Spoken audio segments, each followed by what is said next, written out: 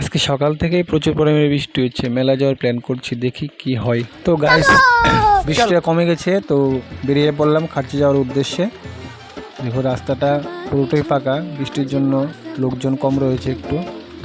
তো এখন যাচ্ছি খাচ্ছিতে। তো ফাইনালি চলে আসলাম 14 দেবতা মন্দিরে।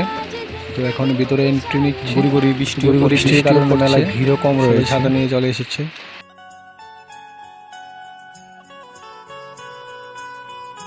এখানে গোপোষণের জন্য একটা আসন নিয়েছি, খুব সুন্দর। দেখো এখানে গোপোষণটা কি সুন্দর লাগছে, হাতে লাড্ডু নিয়ে বসে রয়েছে। এই জায়গাটা একটু ভিড় আছে।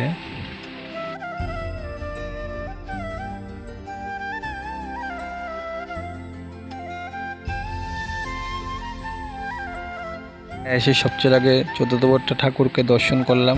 ঠাকুরের কাছে প্রার্থনা সবাইকে যেন সুস্থ রাখে। মেলায় এই জায়গার ভিউটা আমার কাছে খুবই সুন্দর লেগেছে, গুড়ি গুড়ি বৃষ্টিও পড়ছে আর খুব সুন্দর ভিউটা দেখো। তো দেখো বন্ধুরা, আবার বৃষ্টি শুরু হয়ে গেল।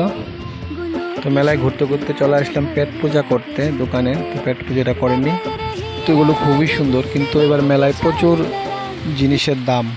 তো এইটা নিয়েছি আমি হনুমান, 2 বন্ধু মিলে জিলিপি কিনে নিয়েছি। তো আমাদের মেলা মোটামুটি ঘোরা কমপ্লিট, মেলে বাড়ি চলে আসলাম। আর মেলা থেকে আমি এইসব জিনিসগুলো এনেছি। ব্লগটা ভালো লাগলে লাইক শেয়ার করে দিও, আর আমার নতুন পেজটা ফলো করে দিও।